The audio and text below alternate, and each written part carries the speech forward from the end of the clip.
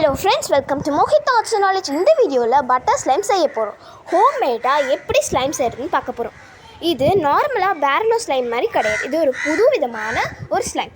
அதை எப்படி செய்யறதுன்னு பார்க்கலாம். மிக்சிங்க்கு ஒரு பவுல் எடுத்துக்கோங்க. அப்புறம் இன்னொரு பவுலில் கார்ன்ஃப்ளவர் மாவு கொஞ்சம் எடுத்து வச்சுக்கோங்க.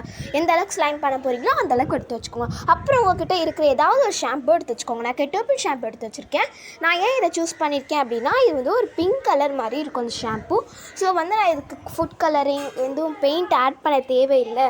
இந்த கலரில் ஸ்லைம் வேணுன்றதுனால நான் இதை ஆட் பண்ணிக்கிறேன். நான் 2 ஸ்பூன் அளவுக்கு ஷாம்பு ஆட் பண்ணுறேன். நீங்கள் எந்த ஷாம்பு வேணால் நீங்கள் ஆட் பண்ணிக்கலாம்.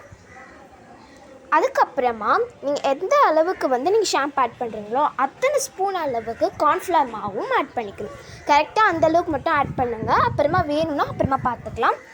நீங்கள் ஒரு வேளை நார்மலான ஷாம்பு யூஸ் பண்ணுறீங்க, அது கலர் ஷாம்பு இல்லை வேறு கலர் வேணும் அப்படின்னா, இந்த நேரத்தில் உங்களுக்கு பிடிச்ச ஏதாவது ஒரு ஃபுட் கலர்ஸ், அதாவது இப்போ கேசரி பவுடர்லாம் இருக்கு இல்லையா, ஃபுட் கலர்ஸ் இருக்குல்ல, அதை மாதிரி யூஸ் பண்ணிக்கலாம். இல்லை உஜாலா இருக்கும்ல, அந்த உஜாலா சொட்டு நீளம்னு இருக்கும், அது யூஸ் பண்ணிக்கலாம்.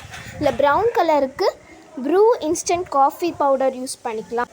இங்க் ஏதாவது யூஸ் பண்ணிக்கலாம். இல்லை poster colour, glass colour, acrylic colour, oil paint, liquid food colour எது வேணால் யூஸ் பண்ணி நல்லா இதை மிக்ஸ் பண்ணி விட்டுக்கலாம்.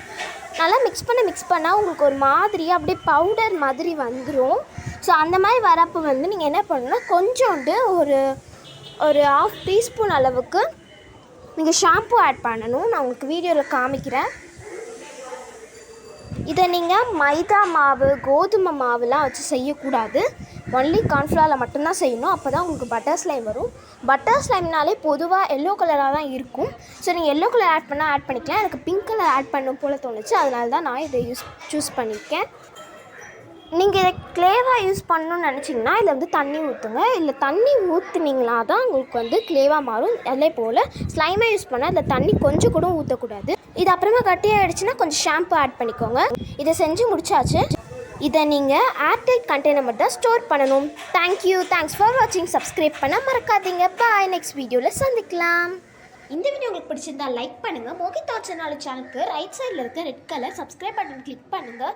அதுக்கப்புறமா பக்கத்தில் ஒரு பெல் ஐக்கான் வரும். அந்த பெல் ஐக்கானும் கிளிக் பண்ணிவிட்டு ஆல் ஆப்ஷன் கிளிக் பண்ணிடுங்க. தேங்க்ஸ் ஃபார் வாட்சிங்.